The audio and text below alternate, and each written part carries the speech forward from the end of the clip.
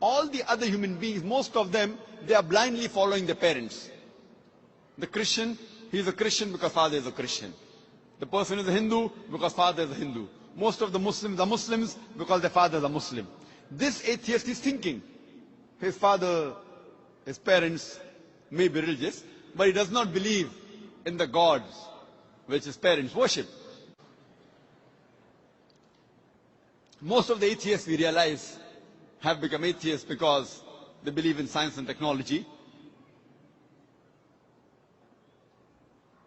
These people think that science has advanced so much, we don't require any scripture, we don't require any religion, etc. The first question I ask to the atheist is that suppose there is an equipment, there is a machinery which no one in the world has ever seen before. If it's brought in front of you, if it's brought in front of the atheist, and if we ask the question to him, that who will be the first person who will be able to tell you the mechanism of this machinery or this object, what can be his reply? What can he reply? Suppose a machinery who no one in the world has seen, if it's brought in front of the atheist, and he's asked the question, who will be the first person who will tell you the mechanism of this machinery or object?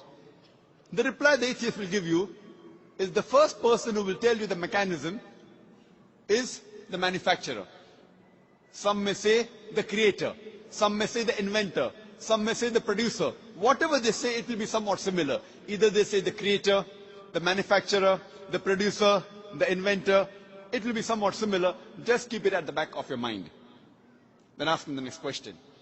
That how did our universe come into existence? So the atheist will tell us that initially there was a primary nebula. Then there was a big bang. There was a secondary separation which gave rise to galaxies, the sun, the moon, and the earth on which we live. This we call as a big bang. When did you come to know about this creation of the universe? So he will tell you, about 30-40 years back, the scientists that discovered this.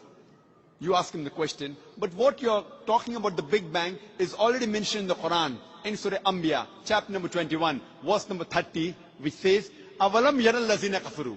Do not the unbelievers see أَنَّ السَّمَاوَاتِ وَالْأَرْضَ كَانَتْ رَتْقًا فَسَفَّقْنَاهُمَا, that the heavens and the earth were joined together and we clove them asunder. What you're talking about the Big Bang is already mentioned in the Quran 1400 years ago.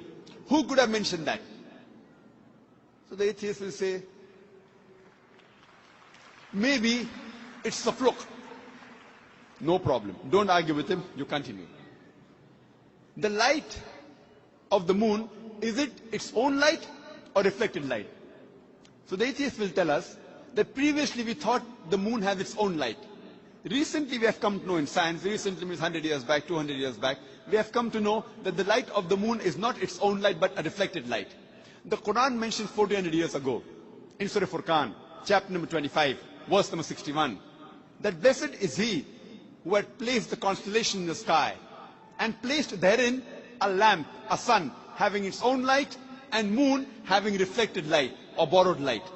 The Arabic word used for moonlight in the Quran is munir or nur, meaning reflected light or borrowed light.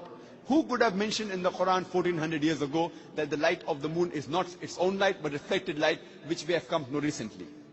The atheist may say, your Prophet Muhammad, peace be upon him, maybe he was an intelligent man. Don't argue with him. Continue. The world that we live on, what's the shape of this earth on which we live? The atheist will tell you, it is spherical. When did we come to know?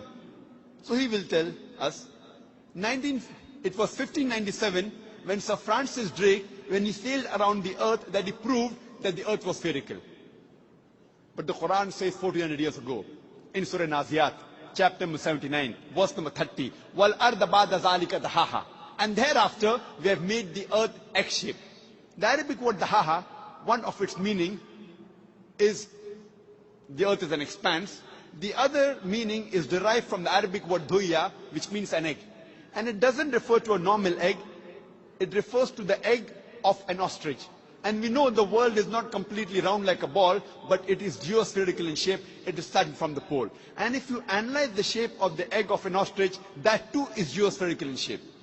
Who could have mentioned 1400 years ago that the shape of the earth is geospherical?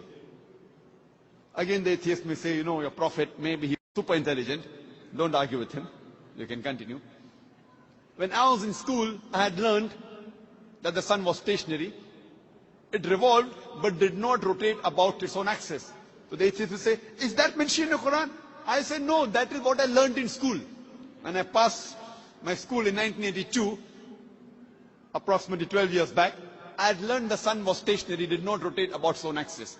But the Quran says in Surah Anbiya, chapter number 21, verse number 33, Huwa allazi khalaqa al-layla wan-nahara. It is Allah who has created the night and the day. Wa-shamsa wal-qamar, the sun and the moon. Kullun fi falaki yasbahun, each one traveling in orbit with its own motion. So the Quran says that besides the sun revolving, it even rotates about its own axis. Who could have mentioned this in the Quran 1400 years ago? And the atheist will be silent. There will be a long pause. Don't wait for the reply. You can keep on continuing. Today, science tells us that the universe is expanding, which is mentioned in the Quran 1400 years ago in Surah Dhariyat, chapter number 51, verse number 47. The Quran speaks about the water cycle which we learned in school.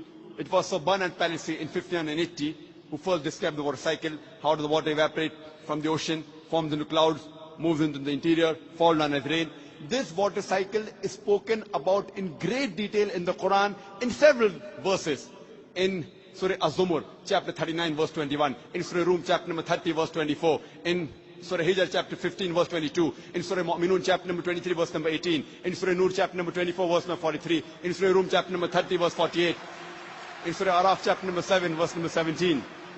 In Surah Furqan, chapter number 25, verse 48 to 49. In Surah Fatir, chapter number 35, verse number 9. In Surah Yasin, chapter number 36, verse number 34. In Surah Mulk, chapter number 67, verse number 30. In Surah Tariq, chapter number 86, verse number 11.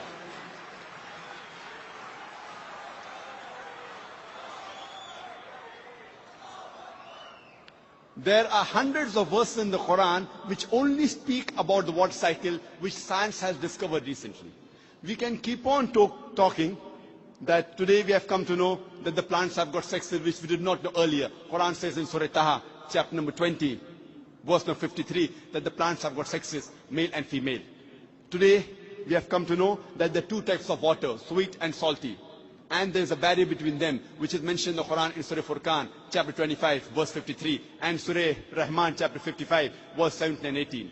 Marajal Bahraini al-Taqiyan, bainahuma barzakhun la yabghiyan. It is Allah who has let free two bodies of flowing water. Though they meet, they do not mix. There is a barrier between them. Today science tells us that it is the mountains which prevent the earth from shaking, which is mentioned in the Quran 1400 years ago in Surah Naba, chapter number 78. Verse number 6 and 7.